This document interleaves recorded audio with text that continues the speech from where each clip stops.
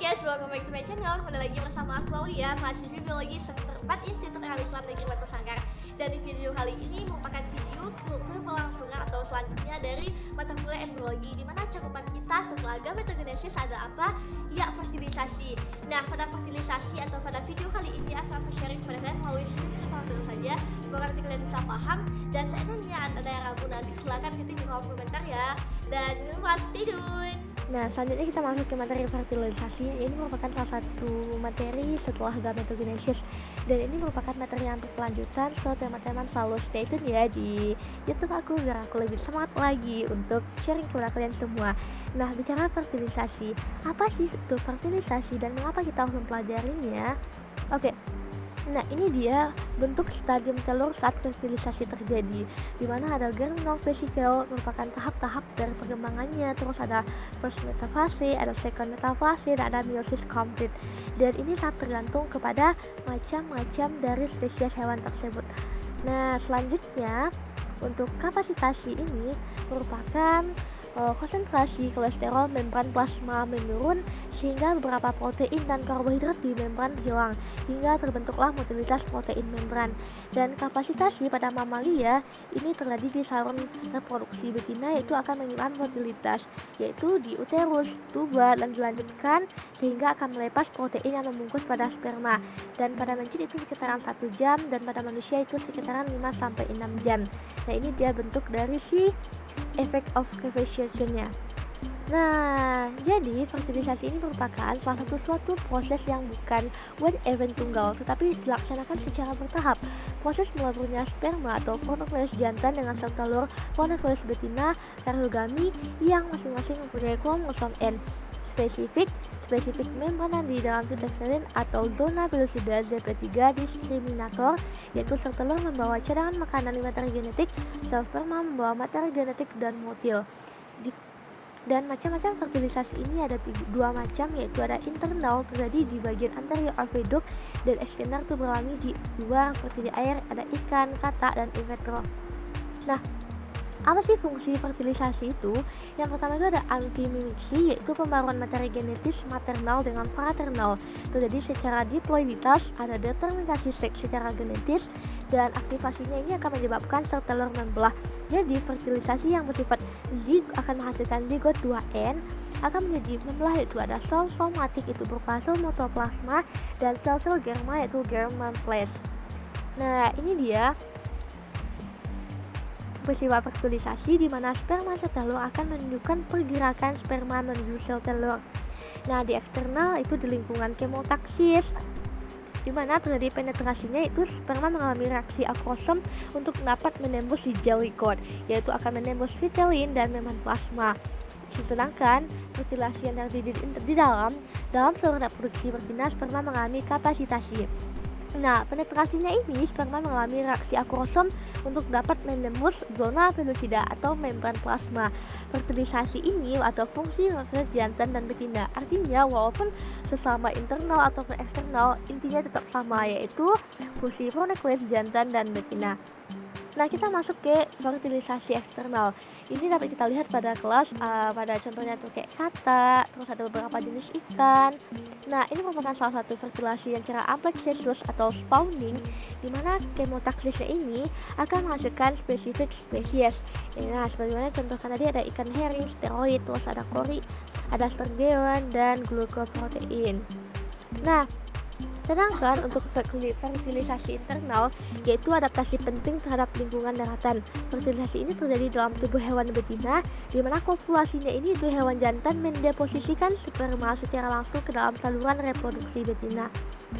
Nah, terjadinya pertemuan sel sperma dengan sel telur mengakibatkan yang pertama itu ada kemotaksis berupa kelok, itu contohnya pada echinodermata, di mana dia ini mungkin menghasilkan berat beribu-ribu miliar, dan sehingga terdapatlah saput lendir atau dikenal juga dengan istilah resoptek insect.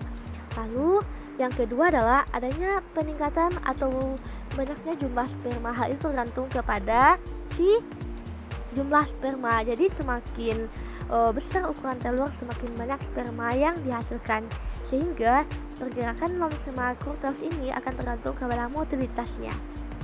Nah, tentu saja sperma tidak mulus selalu jalannya, akan ada hambatan-hambatan yang digunakan atau yang dihadapi untuk membuahinya. Nah, apa sih hambatan-hambatan yang menghamilinya? Yang pertama itu ada pH vagina.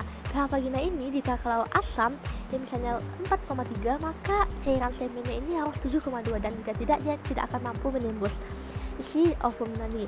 Yang kedua itu adalah lekukan pada serviks, itu muskus yang viskos. Oleh hormon saat evolusi dibantu, maka dia akan encer. Lalu yang ketiga yaitu sel telur tak selalu ada di saluran telur, maka si sperma terus akan mencari kesulitan. Terus yang keempat adalah reptesis positif, yaitu melawan arus. Nah, spermatozoa yang tidak berhasil membuahi, apa sih yang dilakukannya? Nah, dari uterus akan disapu ke vagina untuk keluar, lalu dari oviduk dicerna oleh sel-sel fagositosis. Nah, tahapan fertilisasi selama lima mencakup 5 hal utama. Yang pertama itu kontak awal membran sperma dengan sel telur disebut dengan reaksi akrosom, di mana yang terjadi pada peristiwa ini adalah kontak sperma dan sel telur, terus penembusan membran sel telur oleh spermatozoom, bergabungnya membran plasma dengan spermatozoon dengan membran sel telur, sehingga akan terjadi penyelesaian meiosis. Nah, yang keempat ada pembentukan ponokles jantan dan betina. Yang kelima adalah klimaks, yaitu amfimiksi, pembentukan dan peleburan ponokles jantan atau dekondensasi, dan betina haploid monad, yaitu pelaburan materi genetik paternal dan maternal. Dan aktivasi metabolisme telur ini akan menyebabkan pembelahan. Nah, selanjutnya ada beberapa juga jenis hewan yang mengalami fertilisasi. Contohnya ini adalah seperti, nah ini ada juga reaksi granular korteksnya, bagaimana si sperma berusaha untuk menembus ovum, dimana Ca kalsium plus merangsang eksitosis. Terus ada proteas melakukan hubungan antara ZP dengan membran oosit, enzim lain mengeraskan ZP sehingga si water ini memasuki rongga dan mengangkat ZP lepas dari oosit. Nah, pada manusia itu sendiri, nah sperma yang berhasil masuk itu hanya satu saja, dan itulah kita sebagai pemenang. Dan tentu saja pada hambatan cepat atau fast blocking terhadap polispermi ini ada juga atas 3 bagian, yaitu ada permeabilitas membran terhadap Na+ yang naik sehingga akan mengakibatkan depolarisasi membran dalam beberapa detik. Lalu ada juga influx Ca dari deposit intraseluler meningkat, dan yang ketiga itu ada efflux dan influx Na+ mulai dari 6x. Nah, akibat dari 1, 2, dan 3 ini, sel telur tidak dapat dipenetrasi oleh sperma lain atau pengaktifan sel telur untuk perkembangan. Nah, pembentukan untuk membran fertilisasi ini akan menghambat 2 plasmirasi, di mana ini akan menyebabkan inisiasi reaksi korteks berupa pecahnya granular korteks, terus pelepasan isi rongga profitolin di luar membran plasma. Yang ketiga adalah macam-macam enzim, protein, struktural, sulfat, dan atau istilahnya GAG. Nah, ini dia. Nah, sperma yang berkaitan dengan ZP3 itu berupa ada ZP1, ZP2, ZP3 akan mengalami pengitasan sperma yang sudah berikatan dengan N-asetilglikol dari ZP3 dan sudah melepas akrosom dengan gliko ZP2. Hal ini dibantu oleh proksin sebagai enzim akrosin pencerna ZP2 dan protein HPH2 atau seperti marmut untuk tergantung pada hewan itu masing-masing, sehingga masuk ke dalam sel telur, dan reaksi korteks itu berupa butir-butir korteks melepaskan isinya, atau disebut juga dengan pengubah ZP2 sehingga sperma lain yang terikat ZP3 tidak dapat terus masuk, dan ZP ini merupakan terdeteksi pada mencit, marmut, dan manusia. Nah, fungsi ponokles jantan dan betina ini berbeda tergantung spesies masing-masing. Contohnya transformasi ponokles dan evolusi, di mana ponokles jantan tak ada ponokles betina akan menyebabkan mola decision for mole. Dan seandainya jika terjadi gen paternal dan gen maternal, maka tertentu harus on akan menyebabkan itu normal. Nah, peristiwa yang terjadi segera sudah penetrasi sperma ini adalah dia, dan setelah ada ini terjadi beberapa tahap sehingga si sperma akan masuk ke dalam ovum dan terjadilah peristiwa pembentukan fase awal.